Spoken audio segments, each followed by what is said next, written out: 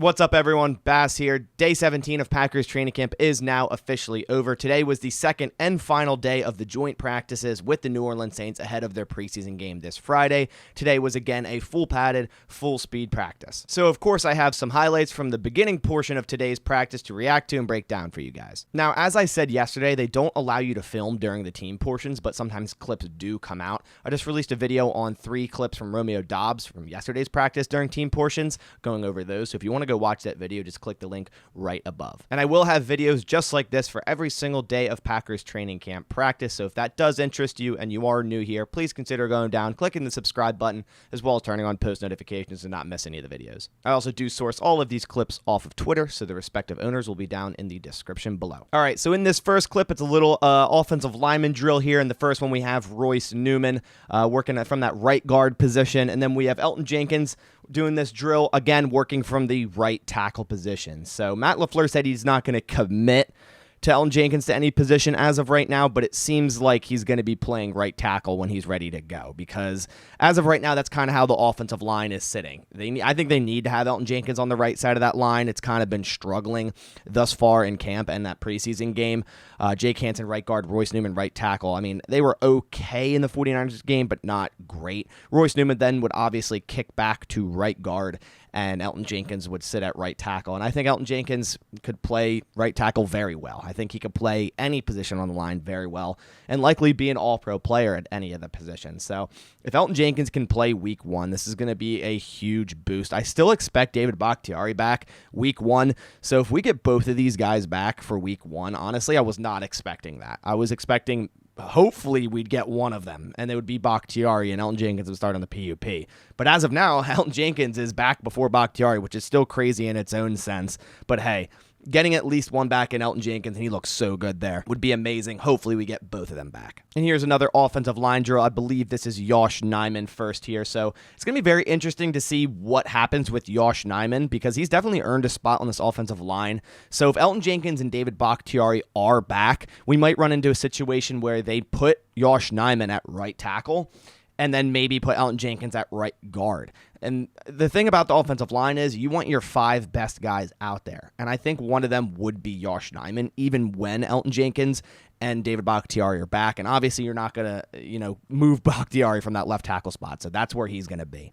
Yosh Nijman has been taking plenty of snaps at the right tackle spot, and I think he would be a good right tackle. And like I said in the last clip, Elgton Jenkins can play pretty much anywhere. I would keep John Runyan at that left guard spot, and obviously Josh Myers at center. So, if everyone's healthy, which looking like it's getting to that point, hopefully, I do think Yosh Nijman might end up that right tackle, and Elgton Jenkins ends up at right guard. We'll see what happens, because they have a lot of young depth as well. Zach Tom, Sean Ryan, guys that could potentially end up starting at some point this year. Zach Tom's played pretty much every position on the offensive line. Sean Ryan's been a backup guard, so both of which have a lot of talent and could be the future at certain positions on this offensive line. But very interested to see what the Packers do if Bach and Elgton are both healthy. Will they keep Yosh Nijman in and put Elgton to right guard, or will they keep Royce Newman in and keep Elgton at right tackle? In this clip, we have wide receiver 1, Aaron Rodgers, catching a pass from Danny Etling. Aaron Rodgers was talking about the drops yesterday in an interview, so obviously he's coming out here and he says, hey, I'll do it myself. I'll go out there. I'll play wide receiver. Fine. You guys don't want to help me? I'll do it on my own. On 2. Let's go to the line. Here's a quick clip of the newest signing for the Packers, safety Devontae Cross. Now, they signed Abernathy last week, and they signed another safety, Devontae Cross here from Virginia, undrafted free agent in 2022. Had a little bit of time with the Commanders in the offseason.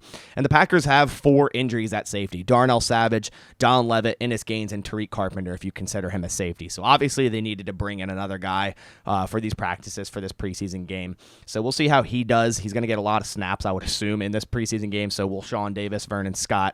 So we'll see how that all goes, but and Abernathy as well, who looked pretty good in that preseason game, the limited snaps he did get. But the Packers obviously needed depth here, so this brings the roster back up to 85. So as I said at the beginning of the video, you're not allowed to film team periods, but a lot of the time clips do surface on Twitter, and that's exactly what this is, albeit it is behind a fence, but hey, it's better than nothing. This is the touchdown to Sammy Watkins. It was a back shoulder throw to the front pylon of the end zone. Very, very nice timed route there by Sammy Watkins and Aaron Rodgers, and I believe it's on Paulson Adebo here.